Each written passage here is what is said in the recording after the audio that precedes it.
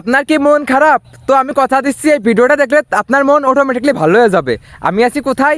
এই যে বেরির মাঝখানে, মানে চারিদিকে বেরি। তো আমি এখানে কি করতেছি আর কেন আইছি? আমার উপরে যে গাছে রয়েছে ওই একটা পাখির বাসা। আসসালামু আলাইকুম, আমি মিরাজ। আমার কাজ হচ্ছে আপনাদেরকে পশু পাখির সাথে পরিচয় করে দিয়া। তারই সুবাদে আজকে সকালবেলা ঘুম থেকে উঠে অনেক বৃষ্টি কাদা নেমেছে আমাদের এলাকায়।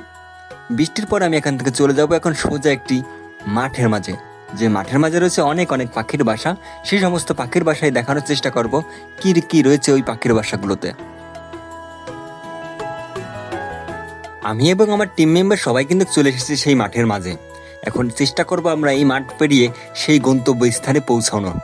সেখানে গিয়ে আপনাদেরকে দেখানোর চেষ্টা করব ওখানে আসলে কি কি পাখির বাসা রয়েছে। যদিও আমাদের আজকে অনেক কষ্ট করতে হবে আপনাদেরকে এই পাখির বাসাগুলো দেখানোর জন্য এবং অন্যান্য অনেক প্রাণী দেখানোর জন্য, তারপর আমরা চেষ্টা করব আপনাদেরকে সুন্দর এই ভিডিওটা উপহার দেওয়ার জন্য। অনুরোধ জানাবো আপনাদেরকে পুরো ভিডিও দেখার জন্য এবং বেশি বেশি লাইক এবং সাবস্ক্রাইব করে রাখতে ভুলবেন না অবশ্যই চ্যানেলটি।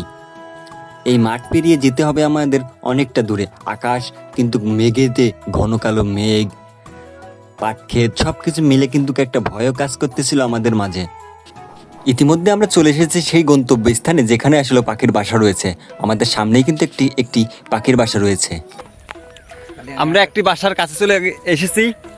আমাদের কাছেই রয়েছে বাসাটা, খুব ছোট্ট একটি গাছে। এখন আমরা ট্রাই করবো ওই গাছটিতে উঠার। গাছে উঠে তারপর আপনাদেরকে দেখাবো ওই বাসাটিতে আসলে আমরা কি পাই। যেহেতু কাছে, তো সেহেতু আমাদের উঠে বেশি একটা কষ্ট করতে হবে না। দেখতে থাকুন আপনারা, কতটা কাছে একবার দেখুন আপনারা।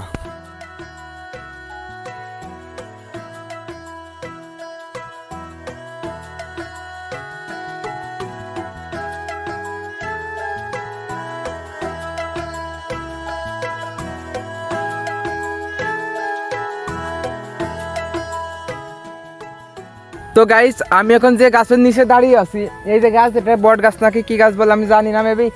তো এই গাছের উপরে ওই যে দেখা যাচ্ছে নাকি আমি জানি না। তো যেহেতু নিজে আমি ভিডিও করতেছি, এই যে এই বাসাটা রয়েছে, এখন আমরা এই বাসায় যাবো, যে তোমাদেরকে দেখাবো যে কি আছে এই বাসার ভিতরে। তো এই বাসাটা তৈরি করেছে মানে এই জায়গায় এমন একটা গাছ আছে, তো মানে চারপাশ দিয়ে ভিউটা দেখো জাস্ট, মানে কিরকম একটা ভিউ, চারপাশে আর মাঝখানে গাছ। তো তোমরা গেস করে এটা কি পাখির বাসা হইতে পারে? এই জায়গাটিতে এসে আমার খুব ভালো লাগে, কারণ এই জায়গাটির চারিপাশে পানি এবং অনেক উঁচা উঁচা জায়গা আছে, যে জায়গাতে হাঁটা অনেক সুন্দর লাগে আসলে। আমাদের টিম মেম্বাররা সবাই কিন্তু এখানে এসে অনেক এনজয় করে। ইতিমধ্যে আমি এখন গাছে উঠে পড়েছি। গাছে উঠতেও আমার খুব ভালো লাগে, বিশেষ করে আপনাদেরকে পাখির বাসা দেখানোর জন্য।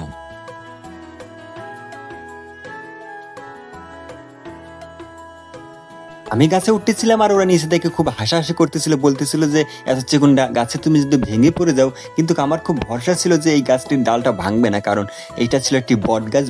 বট গাছ কিন্তু অনেক শক্ত হয়ে থাকে।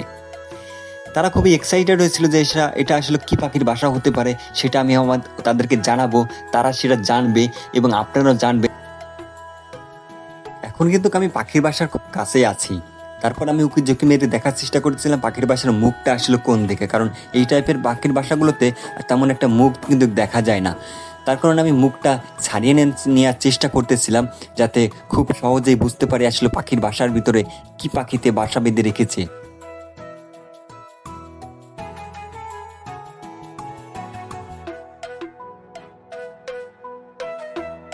খুবই হতাশাজনক একটি বিষয়, আসলে এই পাখির বাসার ভিতরে তেমন কিছুই ছিল না।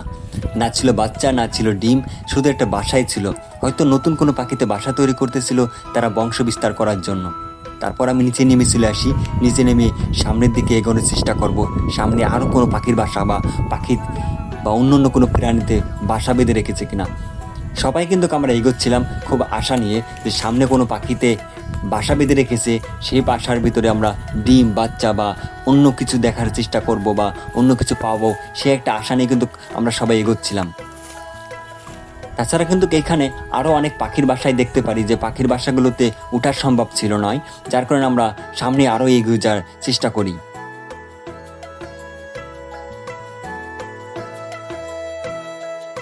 এই জায়গাটিতে কিন্তু পাখির বাসার কোনো অভাব ছিল না, কিন্তু অভাব ছিল গাছে ওঠার। এমন এমন জায়গায় পাখিতে বাসা বেঁধে রেখেছিল যে জায়গাটিতে ওঠা কিন্তু সম্ভব ছিল না। দূর থেকে দেখে আমাদের আশাহত এবং হতাশাও ছাড়া আর কিছু হওয়ার ছিল না। কিন্তু